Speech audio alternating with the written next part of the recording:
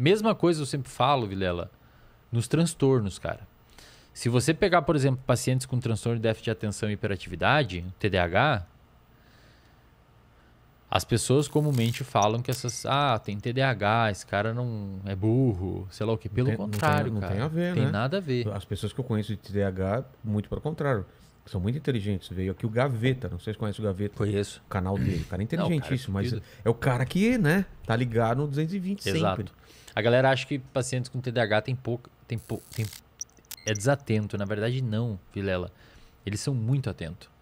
Esse é o problema deles. Se a pessoa com TDAH tá aqui trocando ideia com nós, ele não consegue ficar prestando atenção no outro. Se bater uma porta lá atrás, ele vai... Ele tá prestando atenção em muito. É. A verdade, o problema é o foco, né? Exato, ele não consegue jogar a atenção dele para um Toda lugar. pra um lugar. E, cara, tem bons estudos. Primeiro, essa pessoa ela tem uma diminuição da dopamina do córtex pré-frontal. Então, o córtex pré-frontal é a região envolvida com a atenção. Tá. Pensa comigo, Vida. Lembra do que é dopamina? Motivação? Você ficar motivado em algo? Se você tem uma leve diminuição, sabe aquela dopamina tônica, não os picos, a tônica? O TDAH tem um pouquinho menos. A tônica é aquela que é jogada pra você constantemente no mesmo nível, tá? Perfeito, a residual, aquele restinho. O TDAH tem um pouquinho menos. Ah, é? Aham. Então, ele meio que não tem motivação de ficar com foco atencional em um único lugar. Tá.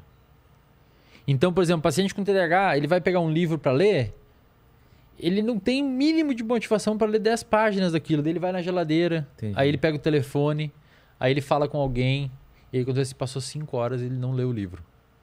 E aí, o que normalmente as pessoas fazem nisso, quando o TDAH é tratado, principalmente desde o início, que é o ideal, restabelece essa dopamina com medicamento. Ritalina, Venvance, medicamentos para TDAH. Como que a pessoa sabe que ela tem TDAH? Que exame que mostra isso? O neurologista, qualquer médico pode diagnosticar, mas os mais indicados são neurologistas e psiquiatras, e psicólogos também podem fazer o diagnóstico. Ah, é? Ao contrário do que muita gente acha, sim, psicólogo pode diagnosticar. Tá? Porque... Complementando só, eu acho que o melhor profissional para dar o diagnóstico de transtorno de déficit de atenção é o neuropsicólogo. Neuropsicólogo. Por quê, Vilela? Porque o neuropsicólogo trabalha com psicometria. Isto é, ele dá tarefas que envolvem medir a atenção, medir a capacidade de memória. Então você consegue aplicar para o paciente, faz esse teste aqui, vamos ver se você consegue ficar prestando atenção tanto tempo aqui e tal. Você pega os scores do paciente e vê, foi mauzão no teste de atenção, aí você faz a entrevista clínica daquele paciente e você tem substrato o suficiente para dar o diagnóstico para ele. Posso fazer uma consulta breve contigo? Pode. Então é o seguinte, no meu caso, por exemplo, eu sou muito focado, sempre fui. O pessoal veio aqui na conversa, eu estou totalmente dentro da conversa. Só que o que eu tenho percebido é, de uma década para cá, uns 5 anos para cá, esse lance de rede social, de coisas, tem me dado um trabalho para conseguir focar, ler um livro, como você falou, por exemplo, assistir um filme, fazer uma coisa específica, tem sido mais difícil para mim ultimamente. Agora não, porque eu tô fazendo um exercício muito bravo de ler e focar e tal. Mas aquele negócio de eu tô lendo, deixa eu dar uma olhadinha no celular. Eu nunca fui assim. Se eu tô lendo, eu tô lendo. Se eu tô assistindo um filme, eu tô assistindo um filme. Se eu tô com meu filho e eu tava percebendo essa queda de atenção, de toda hora precisar de um outro estímulo. Eu tenho tentado bloquear isso e voltei a ler, voltei a fazer coisa. Isso é o quê? Eu tenho TDAH, eu tava desenvolvendo. Como que funciona isso? Isso que eu queria entender. O TDAH é assim. Quando a gente vai fazer o diagnóstico de TDAH, a gente usa o DSM-5, que é o Manual Diagnóstico Estatístico de Transtornos Mentais. Versão 5. Mas você entendeu, né? Eu nunca achei que eu tinha problema de foco. E eu comecei a perceber isso de um tempo e tô tentando mudar e tenho conseguido em vários sentidos. Eu vou responder, saca só. O TDAH, ele envolve... Primeiro, ele pode ser um TDAH mais desatento, pode ser só TDA, transtorno de déficit de atenção, sem o componente hiperativo, ou pode ser os dois juntos, ou pode ser só hiperativo, sem tanta desatenção. Normalmente a gente vê o misto. O cara é desatento e super... Que você comentou do Gaveta, parece que né? Super ativão e tal. Total. Então esse é um ponto. A falta de atenção ou a incapacidade de focar em algo por muito tempo é um dos sintomas do TDAH. O TDAH tem muito mais sintoma. Insisto, só um clínico consegue fazer o diagnóstico de TDAH. Não se autodiagnostique agora baseado no que eu vou falar. Quando você abre o DSM, tem vários itens lá que você tem que dar check para diagnosticar com TDAH. O primeiro item, ele se abre em outros 8, 9. Vários subitens, que envolve perder coisas com frequência, a pessoa chamar e você não ver, procrastinação. O paciente com TDAH procrastina muito, porque não tem essa dopamina para fazer as coisas, então procrastina demais. Desatenção, etc, etc. Isso são alguns itens que você tem que preencher. Só que tem outros itens, cara, que são extremamente importantes. Pensa assim, se a gente pegar 100 pessoas e perguntar para elas aqui, quem que perde as coisas com frequência? Cara, 100% vão falar. Total. Quem aqui é meio desatento? 100%. Quem aqui às vezes a pessoa chama e não responde? 100%. Só que aí tem os outros itens. Quem aqui esses problemas começou antes dos 12 anos de idade? É obrigatório. Para diagnosticar o TDAH tem que começar, porque é um transtorno do neurodesenvolvimento. Entendi. Tem que ter começado lá atrás. Então, desses 100%, cara, sobram uns 30, digamos assim. Eu sou desatento desde pequeno. Quem aqui tem essa desatenção em mais de uma área da vida? Por exemplo? Não pode ser só no trabalho. Tem que ser no trabalho, com a família, com a sociedade, com os amigos, no futebol. Porque se for só no trabalho, pode ser Você que tem ele não um problema goste da do trabalho. parada. Eu não consigo ler matemática, estudar matemática. Beleza. Você odeia matemática. Você não gosta de matemática. Você está entendi. desmotivado, não está desatento. Entendi. Então, desses 30%, você já baixa para uns 15%. Quem aqui sofre quem aqui sofre clinicamente disso? Tipo, se a vida realmente está impactada. Às vezes você tem um ou outro, mas não impacta a sua vida. Você não esquece chave de casa, não deixa fogão ligado. A mulher não tá reclamando que te seus fala amigos, e você não escuta, etc.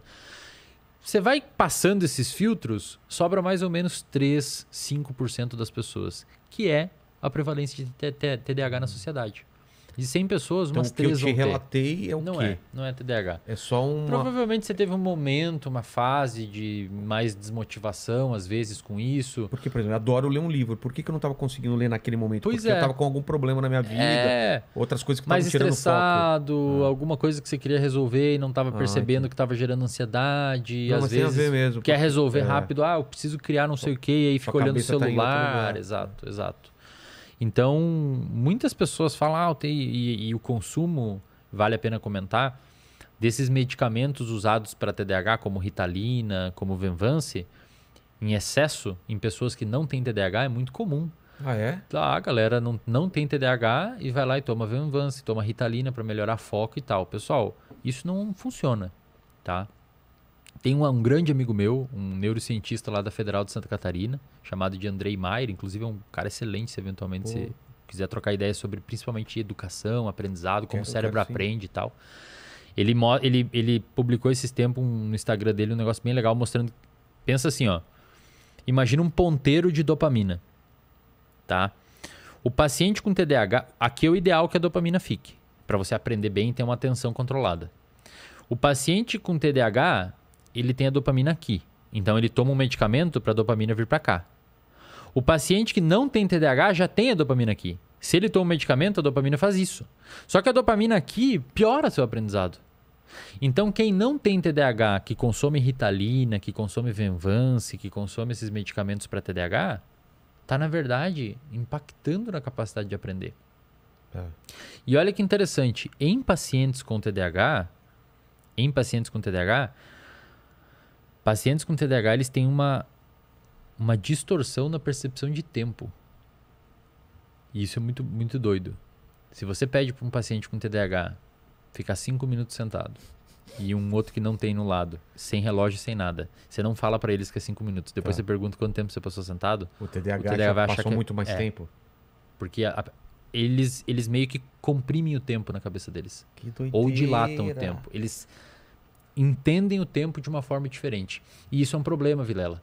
Porque se quando um paciente com TDAH pega um livro para ler, o cérebro dele faz um cálculo de quão custoso vai ler esse livro. E geralmente superestima o quão custoso vai ser. Superestima? Super. Ele acha que vai ser muito mais difícil do que de fato vai ser.